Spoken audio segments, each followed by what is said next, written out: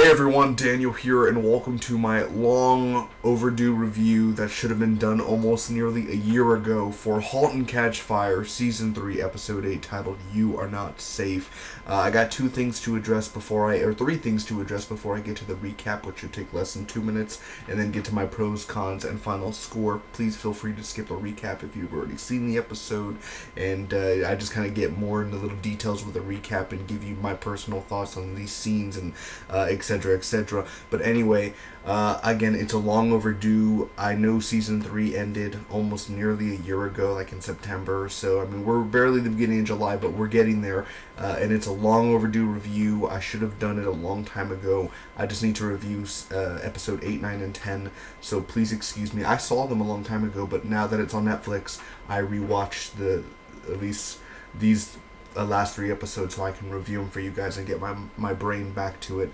So again, I'm sorry that it took forever, and this is not my usual setup. Remember, I had my TV wall, but we are currently, me and my mom are actually getting the house ready to sell. My grandma passed away back in February, so we're getting the house ready to sell, so that's why all the posters are now gone. So this is not the usual setup, and this is the setup for quite a while, how it's going to be until we move to the next house. As well, the third thing, the Season 4 teaser trailer has come out for Halt and Catch Fire, which is the final season. Many of you know, who have been around the channel, know that I am a huge Halt and Catch Fire fan. I've seen this show since day one. I believed in it. I loved it. It's one of my favorite shows of all time. I love these characters. I love the progression. And I literally teared up while watching the little teaser trailer, the 30-second teaser trailer for the final season. I love these characters, I love this world, and I don't want it to be the final season. It sucks that it's the final season, but I hope we get a great send-off to these amazing characters, and so forth. So anyway, let's get on to this amazing episode. Next to the recap, and then I'll get you to the pros, cons, and final score. Thank you again for joining me. If you're new to the channel, make sure to check out all my other Halt and Catch Fire reviews. I'll put a link down below. Check out all the other stuff I do on the channel. Anyway, thanks for me updating you guys, and let's get on to the recap. So we begin the episode with Joe being questioned by the police since Ryan ended up leaking a bunch of source codes that him and Joe were working on. So the police have this new technology where they sniff out, like they're called data sniffers, and Ryan was kind of surprised by that.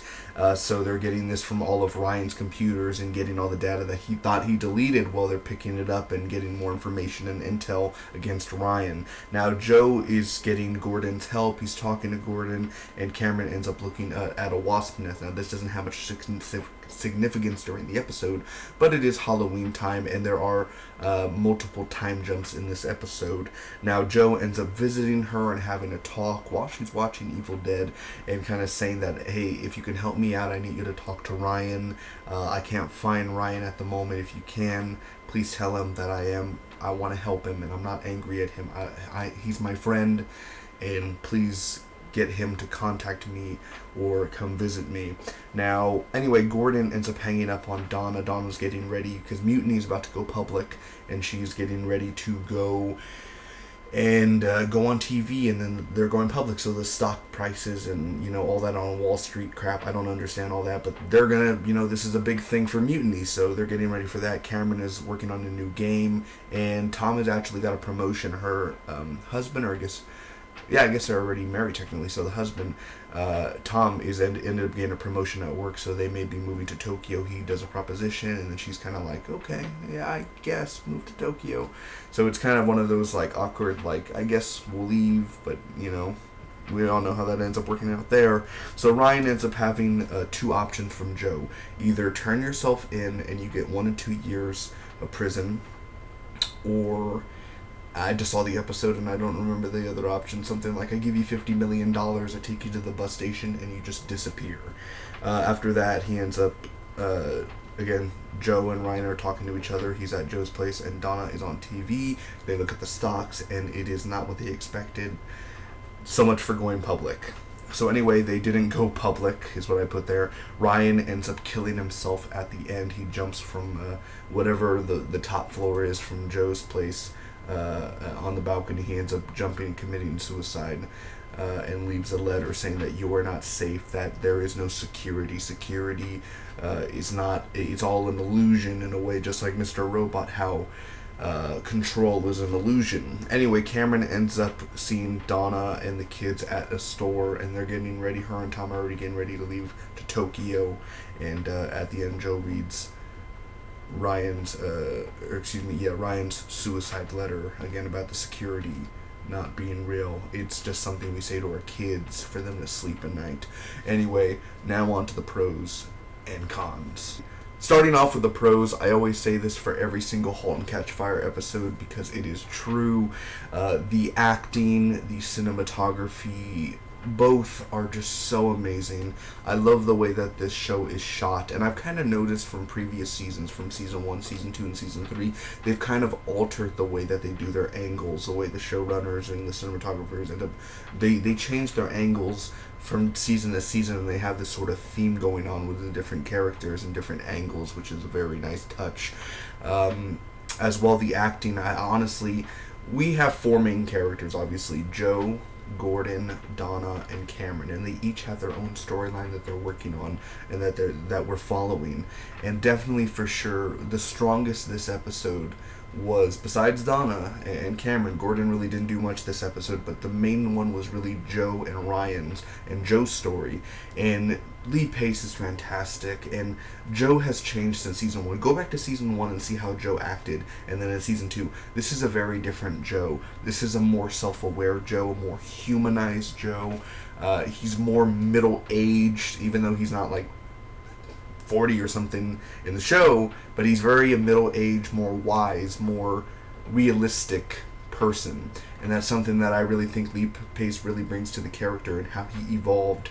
And we've seen Joe evolve, and you could see it and hear that he's grown up very much. He's not more of that childish, villainous Joe McMillan anymore. Like he said, I can't be this Joe McMillan anymore. I have to be something else.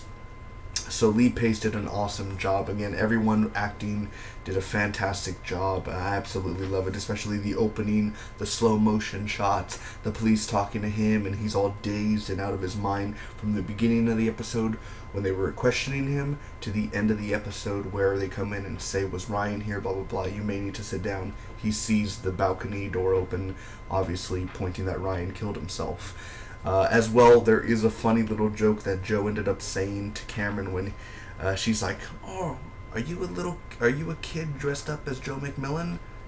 Batman was all sold out. That made me chuckle.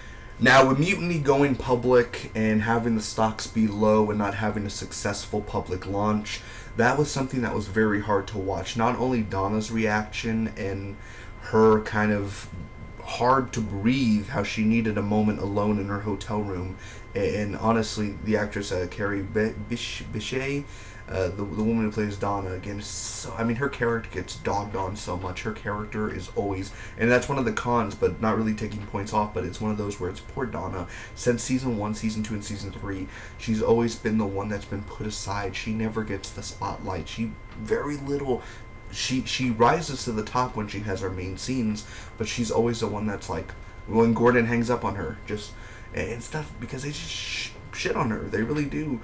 The characters, I'm not talking about the writing, but the characters, and it's so sad that Donna never gets a happy moment. Every time it's a happy moment, it gets ruined. So that's something where I'm like, show the love for Donna, man. Donna needs that love. But it was very hard to watch the whole public thing, and you really felt for her. And as well, Mutiny and Bosworth, the team themselves, the way that they reacted. Again, it's a very hard thing to watch, and something that I really, you don't like seeing it, but the way that it was all handled and the way that was written, again, I think it's just a very genius move. And last but not least, for the pros, Ryan's suicide letter. The way that it was handled and the way that it was written, especially with Joe's reaction again, and the way that he was saying he was writing it right here. He was talking to Gordon, he was saying he wrote it right here while I was sleeping, and Gordon still saying I could work with you here, and he's like, you shouldn't want to work with me. You know, you could do bigger things without me, and kind of he's really separating himself from everyone now. And that's something, again, that I really found human and more of a realistic approach to the situation. And really Joe's love for Ryan, again, of a bond of a partnership in a way of like a mentor. Joe was really a mentor to Ryan. And again, Ryan was so ahead of his time. even though it was a little shit for most of the season. It was a very emotional... You got two emotional things going on, you know. You have the mutiny thing not working out public, and then you have this, and you really, it kind of just brings tears to your eyes with a situation at hand of how hurt, and again, Lee Pace sells it so well, of how hurt Joe is. He literally is kind of at the edge there, where Gordon even tells him that, hey, I'm sick, and you kind of see, like, that's even before Ryan dies, you could see that I'm losing these people, and everything's kind of crumbling around Joe's world. So again, I found that something, that sense there, very interesting. Now going to the opposite side, the cons, there really is nothing to say. I look at this episode, and there is nothing I would alter with it. I would keep everything the same, every shot, every dialogue, every choice. Well, probably against the wasp part, I guess, when Cameron goes outside, something very small where she looks at the wasp thing, and I don't think it was a bee's nest, it was a wasp nest, and it's like, don't go near the wasp. I know it's the 80s, but people were common sense, don't go near the wasp. Anyway, it's really, anyway, it's not a huge deal, but other than that, there's really nothing I would alter. Poor Donna, again, I wrote that in my cons when I first saw it, where I said, poor Donna, but that's every episode, really, how she never, I mean, she sells it well. The actress is fantastic. It's just, and then again, they're not the best parents ever, and it's still a problem to this day, and I'm pretty sure it's going to be the same problem in season 4, where they're still not going to be good parents whatsoever. They're one of the worst parents in TV history. That's something I think a lot of people, we could agree with that. But she tries a little bit. So with that, poor Donna, as well as one last thing, Tom. I should be in Tom's position. That's just more of a thing. I'm not taking no points off for that at all, but it's like, I don't know. Tom is Tom. He's okay. I'll pick Ryan over Tom for some reason. I don't know. I think Ryan brought a little bit more pizzazz to the show than what Tom. I think Tom's just like, he comes in and he's like, I love you, Cameron. I'm gonna go to work, and then like that's it. And then Tom comes back like 40 minutes later. Anyway, that's kind of it. I'm going to be giving *Halt and Catch Fire* Season 3, Episode 8 an A-. Thank you guys so much for watching. Hopefully, if you enjoyed, make sure to leave a like, comment down below, give me some feedback on the review and on this episode. You can share with your friends and hit that subscribe button for more awesome *Halt and Catch Fire* reviews. And I will be reviewing every week up to date with Season 4 when it does arrive on August 19th, 2017. Thanks again. Enjoy. And check out the channel. If you have free time, check it out and see all the other stuff that I do. Until next time. Bye-bye.